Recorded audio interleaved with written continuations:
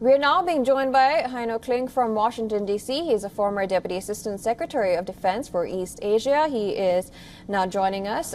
Thank you so much for joining us. Good evening. Now, Netanyahu has stated that Israel is ready to strike. Lebanon has condemned the attack, and Hezbollah has not taken responsibility yet, although they took responsibility for an attack just 3 kilometers from the football ground. This is one of the multi-front battle Israel is engaged in. Do you think this is the most serious escalation between the Israelis and Hezbollah? Certainly in recent weeks it is. I think what makes this attack particularly escalatory is that it was a purely civilian target. Only civilians were killed, and quite candidly, the fact that those that were killed were mostly children and teenagers makes it particularly heinous. I do anticipate the Israelis will respond forcefully. I think we've got a taste of that last week after the Houthi attack in Tel Aviv that you mentioned previously. I think that the Israelis will demonstrate that they're resolute when it comes to defending their people and their territory. Right, now, you have advised and implemented U.S. defense policies in more than 20 countries and territories. How do you think the U.S. will act? I believe that the Biden administration will counsel Prime Minister Netanyahu to use restraint and not to escalate the situation to a point where the Israelis can no longer control what happens.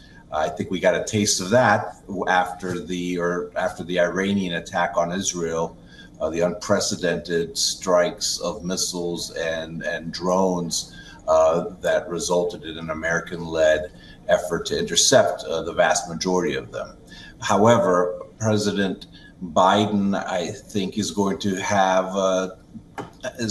some pressure domestically, both on the left and on the right, to take a variety of steps. I'm not sure that he's going to be particularly successful in trying to rein in Prime Minister Netanyahu.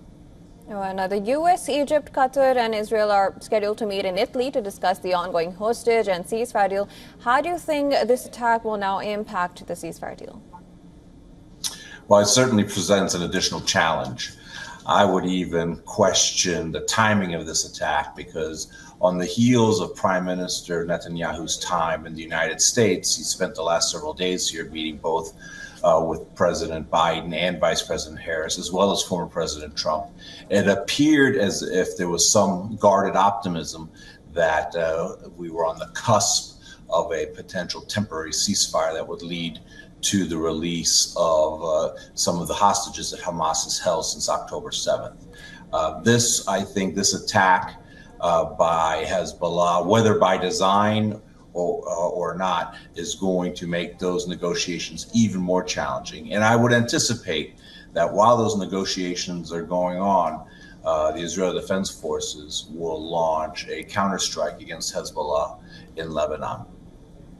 Now, you mentioned that this comes, but Hezbollah, they have promised that, we will not attack if the ceasefire deal does come to an end. Why do you think they chose this time when there could have been a potential ceasefire deal if Netanyahu was in the U.S.? Well, first of all, I don't necessarily take terrorist organizations at their word. Hezbollah has launched attacks against Israel prior to the October 7th Hamas massacres. So this is not just related to the October 7th attacks and Israeli counteroffensive into Gaza. It is, in fact, an interesting question. Why would these attacks be going on now? Because conventional wisdom would show that it would put these negotiations at risk.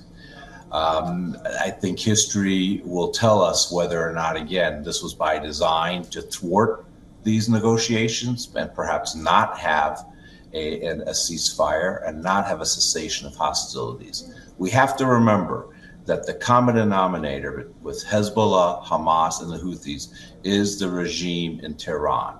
And I think the regime in Tehran is not in favor of peace amongst Israel and its neighbors.